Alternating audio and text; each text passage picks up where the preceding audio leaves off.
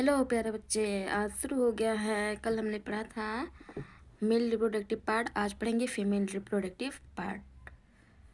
हमारा चैप्टर चल रहा था रिप्रोडक्टिव फ्लावरिंग प्लांट, मादा जननांग। आज हम लोग पढ़ेंगे मादा जननांग। मादा जननांग जायांग, गाइनोसियम या अंडप। एक अंडप जायांग या मोनोकार्पली, पुष्प में एक अंडप। बहुत अंडप जायांग मंडलिकार्पली, पुष्प में अनेक अंडप। ये दो प्रकार के होते हैं, युक्तांडपी यानी सिनकार्पस और युक्तांडपी नेपोकार्पस।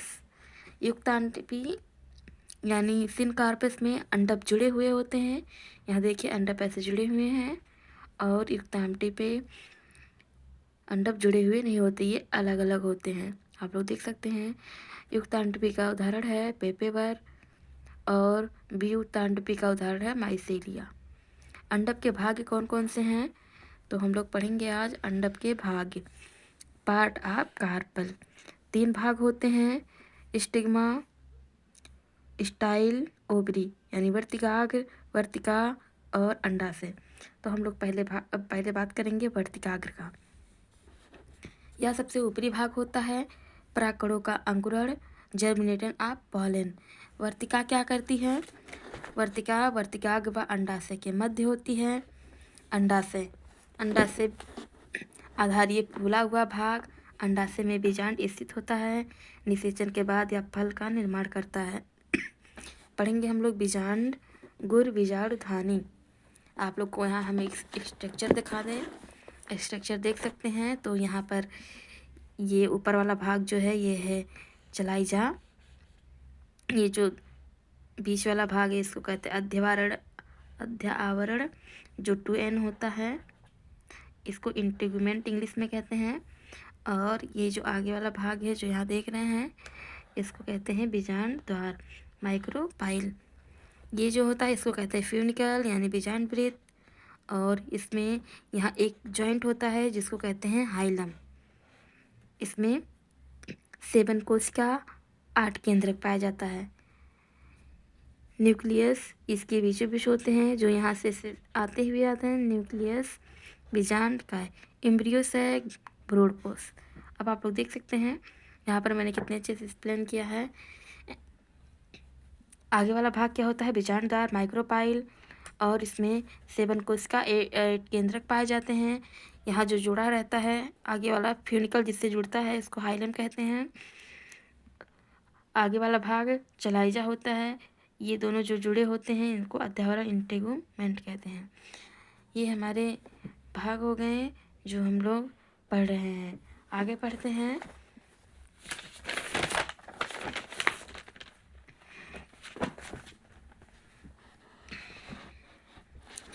बीजांड संरचना, ओव्यूल स्ट्रक्चर। बीजांड को बीजाणु धानी यानी माइक्रोस्पोरेंजिया भी कहते हैं। बीजांड से बीज का निर्माण निषेचन के बाद होता है। इंटेगुमेंट यानी दोहरा आवरण, दोहरा आवरण। माइक्रोपाइल वह भाग जहाँ से परागनलिका प्रवेश करती है। न्यूसेलस 2n यानी उतक 2n होते हैं। चलाइजा बीजांडदार के विपरीत सिरे पर स्थित। फ्यूनिकल वह तंतु जो बीजांड को प्लेसेंटा यानी अपरा से जोड़ती है। हाइलम वह भाग जहाँ बीजांड वृंत बीजांड से जुड़ता है। स्पोरो मेगास्पोरेंजिया, मेगास्पोरेंजिया गुड़ बीजाणुधानी। बीजांड को गुड़ बीजाणुधानी के समतुल्य मानते हैं। बीजांड में द्विगुणित गुड़ बीजाणुधानी मात्र कोशिका में अर्धसूत्री विभाजन द्वारा आगुणित गुरु बीजाणुओं के निर्माण की प्रक्रिया को गुरु बीजाणुधानी कहते हैं। बीजांड को गुरु बीजाणुधानी के समतुल्य मानते हैं। बीजांड में द्विगुणित गुरु बीजाणुधानी मात्र कोशिका में अर्धसूत्री विभाजन द्वारा आगुणित गुरु बीजाणुओं के निर्माण की प्रक्रिया को गुरु बीजाणु जनन कहते हैं। यहाँ पर हम लोग देख सकते हैं, जैसे हम लोग माइक्रोस्पोरेंजिया में 1 से 4 बन रहा था, तो यहाँ पे भी देखेंगे कि 1 से कितना बनता है। यानी द्विगुणित MMC से पहले हम लोग मियोसिस कराएंगे। अर्धसूत्री विभाजन में 1 से 4 बनते हैं, और उसके बाद 4 आगुणित बनते हैं। गुरु बीजाणुधानी में 3 गुरु बीजाणु नष्ट हो जाते हैं, जिससे एक ही गुरु बीजाणु बनता है। एक क्रियात्मक गुरु बीजाणुधानी फंक्शनल मेगास्पोर यानी एक सेल। मेगास्पोर सेल में एक सेल ही बनता है, 3 नष्ट हो जाते हैं। इम्पॉर्टेंट पॉइंट, एक गुरु बीजाणु मात्र कोशिका में एक क्रियाशील बीजाणु बनता है। यह एमएमसी 10, तो क्रियाशील गुरु बीजाणु 10 ही होंगे। मैंने अभी आप लोगों को बताया है माइक्रोस्पोरेंजिया में हम 1 से 4 बनाते थे, जबकि मेगास्पोरेंजिया में 1 से 1 ही बनता है, 3 नष्ट हो जाते हैं, 3 नष्ट हो जाते हैं। अब हम लोग पढ़ते हैं फीमेल गैमेटोफाइट। हम लोग पढ़ते हैं फीमेल गैमेटोफाइट। फीमेल गैमेटोफाइट में क्या है आप लोग देख सकते हैं। मादा युग्मबीज का निर्माण एवं संरचना। मादा युग्मबीज को भ्रूण कोश एम्ब्रियोसैक कहते हैं। भ्रूण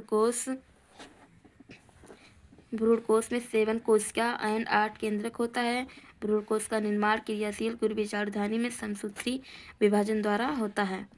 यानी फीमेल गैमेटोफाइट में मादा युग्मबीज को भ्रूण कोश एम्ब्रियोसैक कहते हैं। भ्रूण कोश 7 कोशिकीय एवं 8 केंद्रक होता है। भ्रूण कोश का निर्माण क्रियाशील गुरुबीजाणु में समसूत्री विभाजन द्वारा होता है।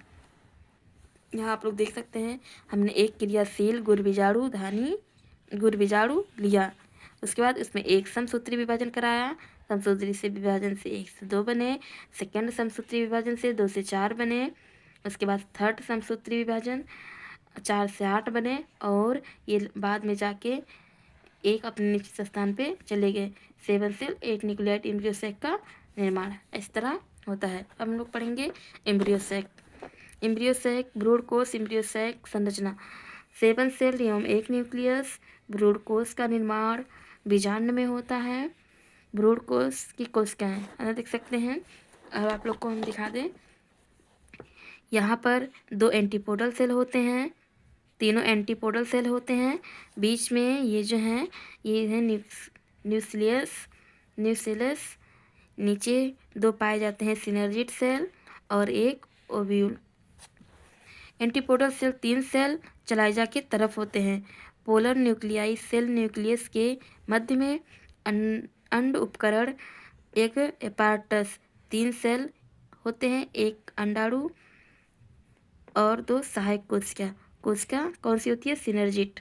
बता दें आप लोग को, बता दें, यहाँ देख सकते हैं, यहाँ पर ये तीनों पाए जाते हैं एंटीपोडल सेल, बीच में न्यूक्लियस, और यहाँ पर इसके नीचे पाए जाते हैं 2 सिनर्जिट सेल और एक अंडप। एंटीपोडल सेल 3 चलाजा की तरफ होते हैं, आप लोग देख सकते हैं। पॉलीन्यूक्लियर मध्य में स्थित है, और एक अंडाणु और 2 सहायक कोशिका सिनर्जिट सेल ये नीचे स्थित है, सिनर्जिट सेल की तरफ स्थित है। हम लोग पढ़ेंगे अब, आप लोगों के लिए एक क्वेश्चन लेके आए हैं जो बहुत अच्छा है और पेपर में आता भी है। तो फीमेल गैमेटोफाइट आकर परागकण पॉलिनेशन तो हो नहीं सकता, मेगास्पोर चांस ही नहीं है, एम्ब्रियोसैक आंसर क्या होगा? एम्ब्रियोसैक। अब लोग पढ़ेंगे परागकण पॉलिनेशन क्या होता है, इसके बारे में कुछ बता दें आप लोगों को। परागकण का वह परागकोश से वर्तिकार तक पहुँचाना ही परागकण कहलाता है।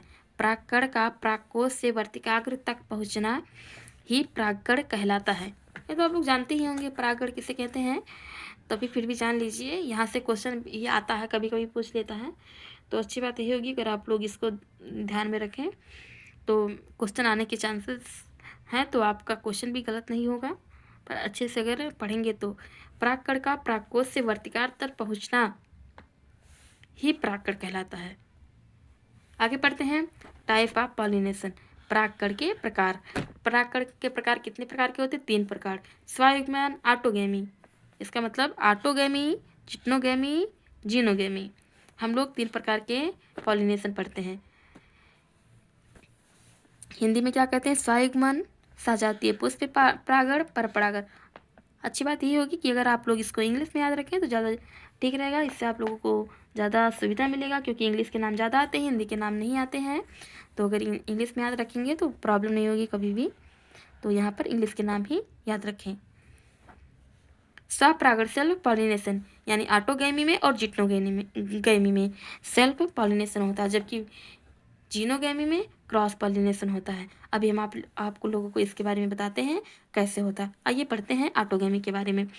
ऑटोगेमी के बारे में हम लोग, जब एक ही पुष्प में परागण, आप लोग देख सकते हैं, जब एक ही पुष्प में परागण संपन्न हो तो उसे ऑटोगेमी कहते हैं। आप लोग को इसका मतलब पता है? यहाँ देखिए मैंने कुछ उदाहरण बताए हुए हैं। अगर एक ही पुष्प में परागण संपन्न हो तो उसे ऑटोगेमी। अगर कोई पुष्प है और उसी के पुष्प पे ही परागण हो जा रहा है, एक ही पुष्प पे कोई दूसरा पुष्प नहीं ला रहा है, तो उसको कहते हैं ऑटोगेमी। और आगे पढ़ते हैं क्या लिखा है। परागकण उसी पुष्प की वर्तिका पर पहुंचता है। देखिए अभी आप लोगों से हमने क्या बताया कि वही पुष्प है और उसी पे ही अगर परागकण पॉलिनेशन हो जाता है तो उसे हम ऑटोगेमी कहते हैं। परागकर्ता नहीं चाहिए, यानी बाहर से कोई परागकण नहीं चाहिए। अब हम लोग पढ़ेंगे जिट्नोगेमी के बारे में। जिट्नोगेमी हमसे क्या कहती हैं, आप लोग देख सकते हैं, जब एक परागकण एक ही पादप के, जब एक ही परागकण एक ही पादप के दो पुष्प के मध्य हो तो उसे जिट्नोगेमी कहते हैं। जैसे यहाँ आप लोग देख सकते हैं, जैसे हमारे पास परागकर्ता नहीं चाहिए, आप लोग जानते हैं जब परागण एक ही पादप के दो पुष्प के मध्य होता है तो उसे जिट्नोगेमी कहते हैं।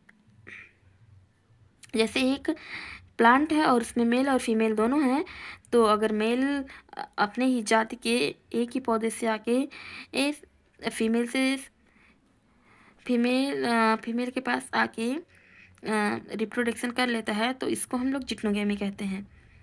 जिट्नोगेमी उसी, जब परागण एक ही पादप के दो पुष्प के मध्य होता है तो उसे जिट्नोगेमी कहते हैं। अब पढ़ते हैं जीनोगेमी के बारे में। परपरागण, जब एक परागण एक ही जाति के दो विभिन्न पादप के मध्य होता है तो उसे परपरागण कहते हैं। जब परागण एक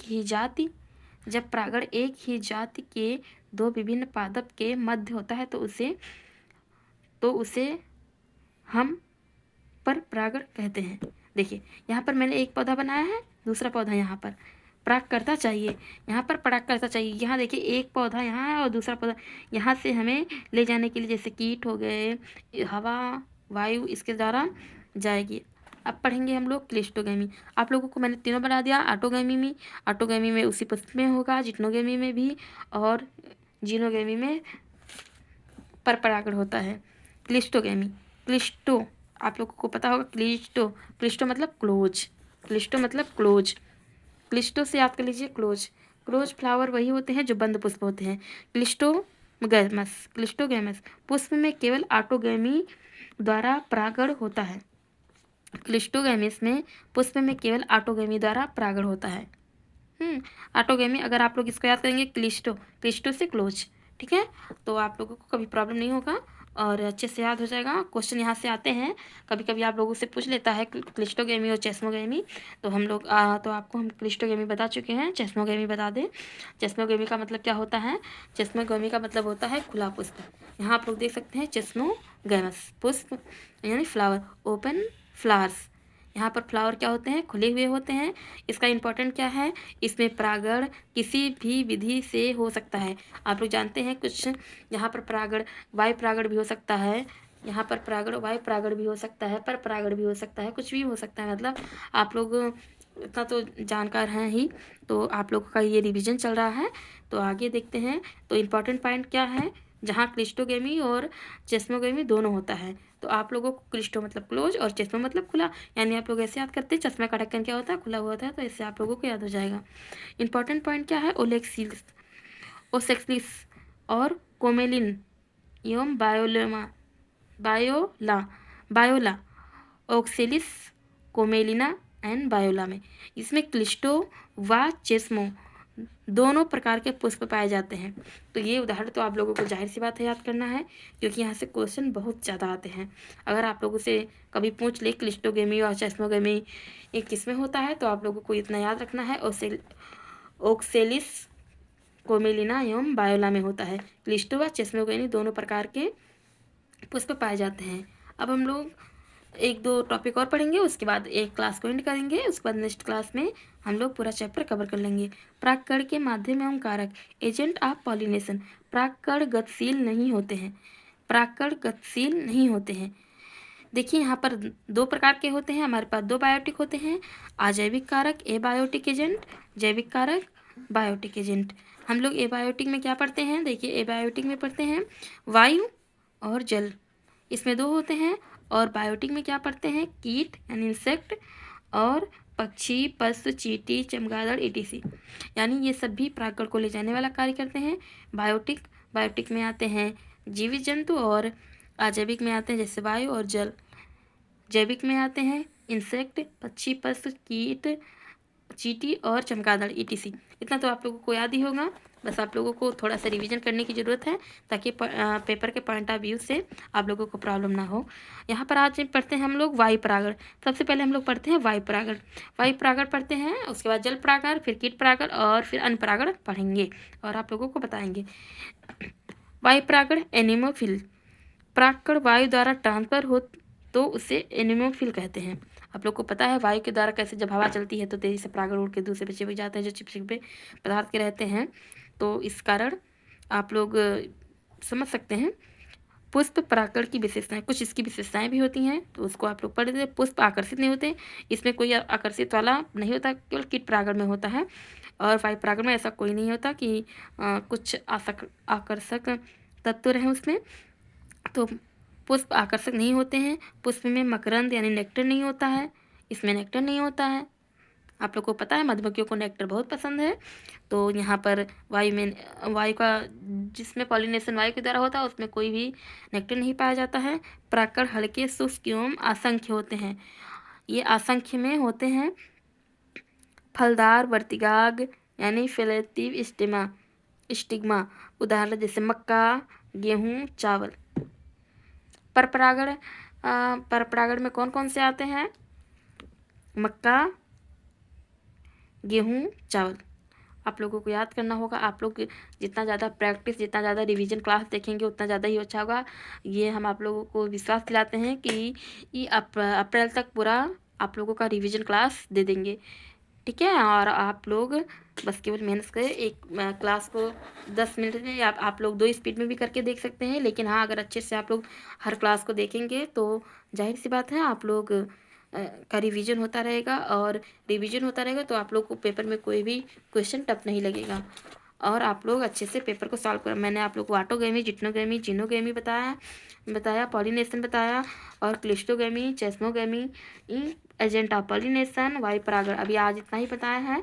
और एम्ब्रियो सेक के बारे में बताया, फीमेल गेमेटोफाइट के बारे में बताया, माइक्रोस्पोरेंजियस बारे में बताया और विजांड ओवील के बारे में बताया, gynoecium, carpel, part of carpel इतने के बारे में आज आप लोगों को बताया है। फीमेल रिप्रोडक्शन खत्म हो गया। अब हम लोग पढ़ रहे हैं जैविक एवं अजैविक कारकों, एबायोटिक और बायोटिक।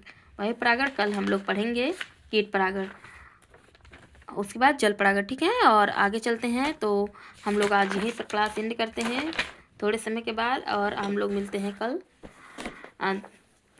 आप लोग अगर अच्छे से मेहनत करेंगे, पढ़ेंगे तो यहाँ से भी क्वेश्चन फंस सकते हैं। यहाँ से आप मान के चलिए 3 से 4 क्वेश्चन आते हैं जो हर साल पूछे जाते हैं एग्ज़ाम में, किसी भी कॉम्पिटिटिव एग्ज़ाम में जो भी आप देंगे, चाहे नीट हो, बीएससी नर्सिंग हो, जीएनएम हो या एएनएम हो, कोई भी कोर्स हो तो वहाँ पर पूछे जाते हैं। अगर आप लोग ये पढ़ लेंगे अच्छे से तो कोई प्रॉब्लम नहीं होगी। तो अब चलते हैं, आज क्लास एंड करते हैं। आप लोग क्लास को देखिए और इन्जॉय कीजिए, इन्जॉय होने के साथ पढ़िए। आप लोग स्पीड में भी करके पढ़ सकते हैं, लेकिन हाँ अगर एक बार रिवाइज कर लिए तो आप लोग को दोबारा याद करने की ज़रूरत नहीं होगी। थैंक यू प्यारे प्यारे बच्चों, मिलते हैं थोड़े समय बाद और मेरी नेक्स्ट क्लास आने वाली है, कल आएगी। आज मेरा ये दूसरा लेक्चर था, लेक्चर नंबर 2 था, कल लेक्चर नंबर 3 आई। शायद बाद मैं कोशिश करूँगी लेक्चर नंबर 3 में आप लोगों का ये पूरा चैप्टर कंप्लीट हो जाए। ओके बेटा, bye, thank you, best of luck.